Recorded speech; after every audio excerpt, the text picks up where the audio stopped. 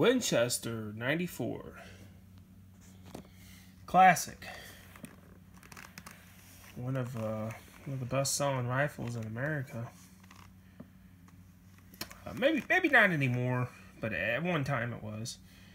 I mean, everybody had one of these. There's a lot of people that still do have them. Rightly so. It's just a great deer round. Any bad reputation that they got was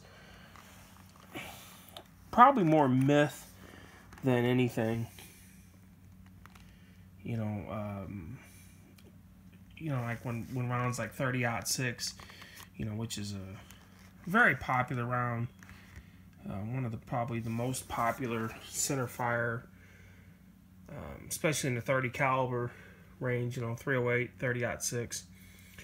Sporting round just hugely popular because it was in the 1903 Springfields and the M1 Grands, is what made it popular. I think a lot of people, and my dad is one of those that always, just was never a big fan of a 30-30 because he was a fan of a 30-06. And no doubt about it, the 30-06 is better in pretty much every way than a 30-30, I would say, other than maybe recoil. This is going to recoil less. But a 30-30, man, it's a great round within reason, within range, and that's something that you got to keep in mind. How far you're going to be shooting. This is not a 400, 500 yard gun. Maybe 150. It's a realistically based gun. 100, 150 yards. You start putting a scope on them, which the 1894s are really hard to put a scope on, and I don't even know if you can. I don't even think you can put a scope on these, or if you do, you gotta get a side plate or mount one up front. I've got no use for a scope on something like this. I changed the sights out to, you guessed it, fiber optics. Williams fiber optics. These sights aren't as good as the ones that I have on my Marlin 1895, and I'll get to that in a minute. But about the gun, I got this one for $200. Yeah, my buddy, he traded something for it and didn't really want it. And he's like, "Hey man, you want to buy a lever gun?" And I was like, "What do you got?" Winchester 94. I was like, I actually been kind of wanting one. So I went over and looked at it, and it's right in here. I don't know how good it's coming across the camera. It's got some substantial wear, right in here. On the tang. Other than that, it's like the barrel's pretty good. I did this when I was putting the sight on. You see that ding in the wood? I did that. I had a rag over it, and I was sitting there with a regular hammer trying to get it in there because it was really tight. And yeah, amateur mistake, unfortunately. This metal's a little bit softer than I thought it was. I didn't think it was going to do that. My little brass hammer I had just wasn't doing it, so I had to get a bigger hammer out. We're going to need a bigger boat. It's like Roy Schreider said. We're going to need a bigger boat, and that's what I did. I got a bigger boat, and I dinged the barrel a little bit. Not a huge deal because the gun it's not a collector's item. It's got rust on it. I think it's 70 or 71, and from what I've gathered is the 64 pre-64s, are the cream of the crop. The bluing's a lot better, and then right after that the quality kind of went down, 64 to like 70, and then in the early 70s it might be a 71, 72, 73, somewhere. It's early 70s. Basically right around this era is when it got a little bit better again. The bluing and everything. So, honestly, you know, do you need a pre-64? I don't think so. I mean, especially for the price, man. I mean, I got this gun for $200. I'll buy them all day long for $200. It's a decent gun. It's got some wear on it. It's been used. A little bit of the wear is from me, but, you know, hey, man, it's better that I did this on this gun than another gun. And like I said, that was just an accident, and every now and then that happens. Like I said, it's not a huge deal on this gun because, like I said, it's not a collector's item. But the stock sights I didn't like, so I changed the sights. You know, they got pretty good triggers on them. Fast follow-up shots, adequate power for deer, medium-sized game, hogs. I kind of look at it kind of like a 7.62 by 39. You know, kind of in that power range. No doubt this one's got a little bit more power. You go with the Hornady's, and they can reach out. You know, that Hornady Lever Evolution, and it can reach out quite a bit further.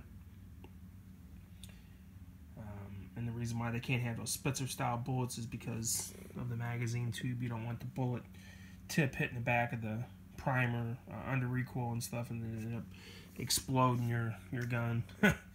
So that's the reason why they're rounded nose bullets, and one of the reasons why the distance on it isn't quite as far as like a 30-06 308, stuff like that. It's you know, meant for a specific type of hunting, which is in most cases the type of hunting that most people do. You know, it's going to be well under a 200-yard shot. If you're a good hunter, this is the way I look at it. You know, I hear guys all the time talking about, you know, I shot a deer 700 yards, dead run, you know.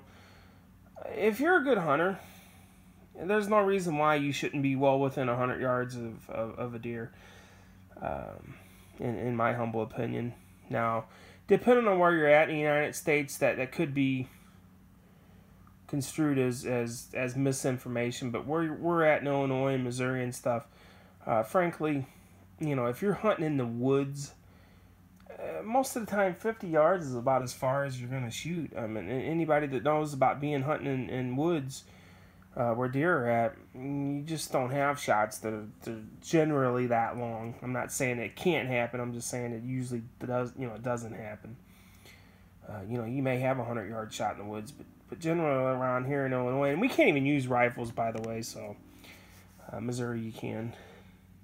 You know, in other states, you know, whatever state. But, you know, like if you're in Montana or Wyoming, you know, where, you know, you got a lot more open space, this may not be the best rifle for that. You may want to go with a 30-06, 308, 300 Winchester Magnum because you have a lot further shot. So I will retract that a little bit. You know, this is a great deer woods hunting style of rifle. You know, as far as shooting through brush, I don't think, I really wouldn't do that. I think that is a much better gun if you must shoot through brush than this cartridge. Not necessarily the gun, but the cartridge itself. They got some videos on that. What's a brush gun? Iraq Veteran 8888. It's got an awesome video on that, man. If you haven't seen that, and he does all these rounds, and you know, these bigger 44 Magnum, 4570, 444 Marlin, you know, they punch through no problem. I think 30-30 was okay, but it definitely wasn't the best. Check that video out.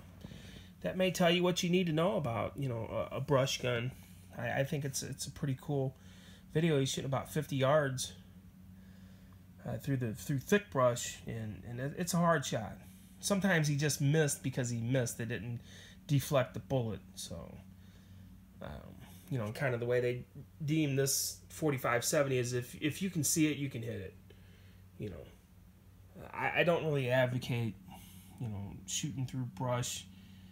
You know, just shooting at something you see moving in the, you know, don't do that. Just don't do that. I don't advocate that. It could be somebody, you know. I know like in Illinois, you're supposed to wear blaze orange. I'm sure in other states, you're supposed to wear orange, blaze orange. But you know, where we go hunting at, they've got walk-in waterfowl, and I don't believe those guys have to wear orange. So you could have somebody, you know, walking in the woods, for a walk-in waterfowl area, and like I said, even though you can't use a rifle, shotgun, it'll bust through some brush too, fairly decent. I don't advocate for that. So, take that for what it's worth. Probably not much, but this gun is just an all-around classic, man. It is just an all-around classic. The wood on it's pretty nice. I cleaned this gun up quite a bit. This side's much nicer than the other side. $200, I'll buy them like this all day long for $200. And honestly, from the tip of the barrel all the way back to the edge of the receiver right here is where the wear starts. And I think a lot of that is from people grabbing a gun, holding it like this, and then they put it in the closet after hunting, and they don't wipe it down. And a lot of these 94s are in rough shape, externally, internally, they're fine. So should you buy one that's in pristine condition, a pre-64 for hunting? I would say no. I'd say just get one of these. If you could get one for $200-300, it's kind of like a why not. If you scrape it or scuff it or drop it, or it's not as big of a deal. Great gun for youths, youth hunting, women, anybody that's sensitive to recoil. Fabulous gun if you're allowed to hunt with a rifle.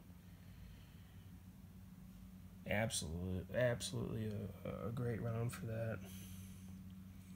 And it does a number on deer within its effective range. It do everything you want it to do. So my dad was definitely one of those people that was kind of bad-mouthing the 30-30 and kind of seeing what it could do, because we never used it in Illinois. So that's why he was a little bit against it. He used to go to Missouri hunting. He had his 30-06, and the 30-06 is, like I said, no doubt a better round all around. Other than maybe if you are going through a little bit of brush, this probably will deflect a little bit less. But I don't agree with that kind of hunting. That may be the only type of hunting that you're able to do where you're at. So you do it at your own peril. But just and it holds more rounds than your typical bolt action. I think it's 7 or 8 plus 1.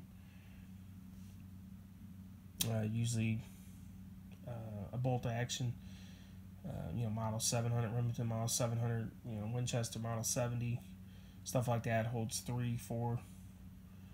So you definitely get a couple more rounds with this than with that. A little bit quicker follow-up shot, because you got a lever instead of a bolt. Does that mean anything? Well, if you're a good shot, no, not really. You hit them with the first shot, you ain't got to worry about a follow-up shot. You put the bullet where you need it to go, and I think that's more important than follow-up shots when you're deer hunting. One round from any competent cartridge is enough to dispatch a deer. One round. If you put the first round where it needs to go, the deer probably ain't going to run far. If you hit it in the butt or the leg or something, then you're probably not even going to find it. It doesn't matter what you hit him with. You can hit him with a 12 gauge in the rear end, and he's going to run off and die someplace. And every time you get anywhere close, if you're following a blood trail, it's just going to jump up and run off. And you don't want that. So more than the cartridge itself, it's shot placement. 357 Magnum out of a rifle similar to this is an excellent deer dispatcher. Excellent. You'd see that's a little bit off, the way they sold that. I was a little disappointed with that. They're about $20-25, something like that, off eBay. This one isn't as good as the one on that one. No doubt about it. You can see it's kind of crooked. Whoever sewed it, they must have sewed it on Friday after lunch. Sling swivels on there. Got one on the front. Pretty easy to load. Smooth. Decent trigger. Low recoil. The ammo isn't really expensive. That's a nice thing. The ammo is readily available. And if you go with the Hornadies, you can reach out a little bit further. I'm not really sure how much further, but you can reach out. It's a little bit flatter shooting. I think I got the trajectory on the boxes, 250, 300, whatever it is. Use your own judgment there. I just don't think that, you need to be shooting these guns or, a shotgun that far. It just, if you're that good of a hunter, you can get closer to the animals. I shot mine in 35, 40 yards with my shotgun. Came walking right up to me, while I was in the deer stand. Ideally, that's what you want. Sometimes you don't always get it. If you're wood stomping through the woods and you're scaring them off and they keep running, and finally you get into an opening where they're 200 yards away, then you might have to shoot that far. But I say if you're a good hunter, know what you're doing, you can get within. Sometimes too close. Sometimes they walk right underneath your tree. They don't smell you, see nothing. Kind of the testament with deer hunting is does. Bucks usually travel alone. They may be chasing a doe. If they're chasing a doe, most of the time you can forget about it. I'm not going to shoot a running deer. I'm not that good of a shot. Some guys, they'll bust 5 rounds off trying to shoot a deer and end up wounding it. I don't take the chance. Unless I get a good shot, I don't take it. But a testament of deer hunting is does, because man, there's usually 4, 5, 6, 7 of them, and if you can have a bunch of does walk up on you and you don't spook them, that's kind of a testament, if you're in a deer stand of your hunting, because no matter what you do, a little bit of movement, there's always one looking in your direction. I don't really like shooting does either. I go bow hunting, and I pass on them all the time. I know people just want the meat, and that's fine. That's fine. I'd rather have a buck. But yeah, this gun right here, I'd say, if you're looking for one, grab one. For the price that you can get them, they got the ones with the saddle rings. Those go for quite a bit more, I do believe. And usually those are really in bad shape,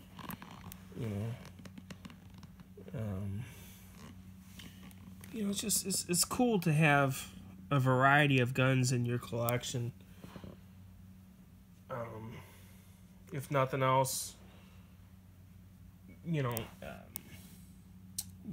got a wide variety of stuff to take out different things. There may be a situation where that one, may be needed today, and this one, tomorrow, whatnot. Maybe you are shooting does, do you need the 45-70 for, 120-pound doe? No, this would do just fine. You got a 300-pound buck? Yeah, I'd probably say that one would do better than this one, but this one would still do a good job. It still knocked the crap out of him. 30-30 is no slouch. It's a wise tale, in my humble opinion. And any shortcomings of the round is usually due to the shooter not knowing what they're doing, or shooting too far, shooting through brush, and it hits something maybe and deflects the bullet, hits the deer in the hindquarters or gut shots, and then it runs off. And, I know I hit the deer. Yeah, you hit the deer, but it wasn't a great shot. So it really wasn't the round's fault. You could have hit him with a 30-06 in the stomach, and it would have did the same thing. It ran off, and you die a day later or whatever. You're probably not going to find him. So as far as the round itself, I say go for it.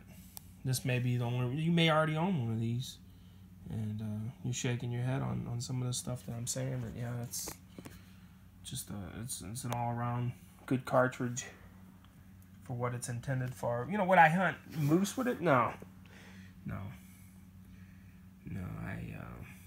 Not that it couldn't kill it, but I think you're going way underpowered. You definitely want something bigger. That might be the situation where somebody shot a moose with one of these, and I'm sure it's dispatched, some mooses before. This is all somebody had. And you want to try to get, 3 quick shots on it, boom, boom, boom, as quick as you can. That could be something that you may or may not want to do, but I wouldn't advocate for shooting a moose or bear. If you're bear hunting, people say, well, this just piss off a bear. No, I wouldn't just piss him off. If you hit him in the skull, is probably going to be over. You hit him in the side, you know, like if you're hunting, it's probably going to take a while. You probably end up killing it, but it's not going to be instantaneous death. Probably none of these guns, that one or that one, is probably going to be instantaneous. You know, unless you hit them directly in the heart, maybe it might drop them. But yeah, you know, I don't think anybody advocates for a 30-30, you know, bear hunting. And it may not even be illegal where you're at. You know, maybe black bear, obviously. You know, if this is the only gun you got, I think there's better rounds for black bear. You know, whichever round you know you decide to use. I don't think this is the best rifle or best round for that. But it would do the job on a black bear. 200-300 pounds. And I read a thing where it was talking about not police shootings, but shootings, and 30-30 was the number one shot stop on humans, was 30-30. It even was above the 357 Magnum. 30-30 had like a 98% one shot stop, you know, and it had, you know, 900 instances where this cartridge was used, and it's effective even at home defense. And this may be the only gun that you have for home defense. I say that it's a good choice. If it's the only one you got, it's the best choice that you got. You know, if you know, your grandpa left it to you, or your dad, and you want to use this for home defense, yeah, rock on, man. I mean, it's gonna do a good job at that. Other than the fact that it's a long gun, I'm not a huge fan of long guns in most self-defense situations inside a house. If it's outside your house, you know, they better be, you know, trying to kill you or something. You know, somebody stealing your car. You don't want to shoot somebody over. You're going to go to jail over that. You know, if you see somebody stealing your car outside and you grab your rifle and you start shooting at them, that's not advocated. Not at all. So use some common sense there. A car isn't worth killing somebody over, or whatever. You know, your kid's bicycle, whatever. They need to be ready to take you out before you take them out, in my humble opinion. But as far as self-defense, yeah, I would say, yeah, this is a good choice, especially if it's all you got.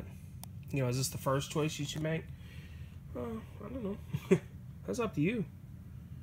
If it's all I had, I would feel quite comfortable with, you know, 7-8 rounds in this gun.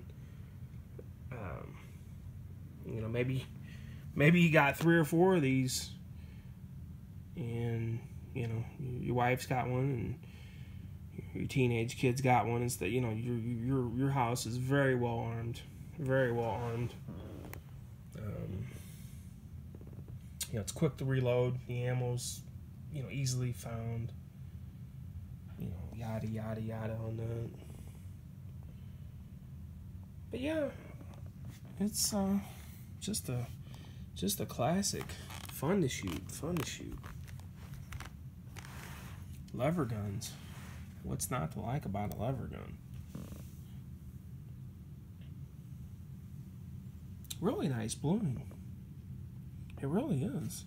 You can see that light shining off of it. It's you know, you got some wear underneath. No real good way to mount scopes on these. I'd say if you're wanting a 30-30 and you got to have a scope on it, the Marlin 336 is a better option. In some ways, the Marlin 336 is better in other ways, and you know, the Winchester is just, you know, it's kind of like a Colt. You know, it's got that coolness factor. I think that the Marlin 336 has some of, but not quite as much. And the older ones, I would say a little more so than the new ones. You know, the 336s, the JM marked ones, or you can get like a 50s or 60s model where they're blued. Just really cool guns too. 30-30. Get them in 35 Remington. I really like that round. Now that's that's a round that's kind of a niche round, 35 Remington, because it's hard to find. It's a really good round, but it's hard to find. I was looking for a Marlin and 35 Remington, and after looking for the ammo, I was like, maybe it's just a cooler gun to have than it is to shoot. I mean, there's so many other rounds that will do the same thing. You know, it's basically a 35 Remington is like a 30-30 on steroids. A little bit more power, not substantially more. You know, it's got a couple 100 foot-pounds of energy more. Obviously, it's a 35 caliber instead of a 30 caliber, a 308, which is what the caliber of this is, 308. You know, as far as looking for one, I don't think they make these in 35 Remington. I think it's just 30-30 and some other calibers, not 35 Remington. That's more along the lines of the Marlin 336. But you know, if you got to have a 35 Remington, you know, I'd say cool, but you know, the ammo is just, it's just hard to find. So, anyways, hope you liked this video. Probably didn't learn anything new in it, but you know, a little discussion on the round I think is kind of cool and fun. I get to jabbering and I can't help myself, so if you enjoyed it, I thank you, and if you have any questions, just let me know. Thanks.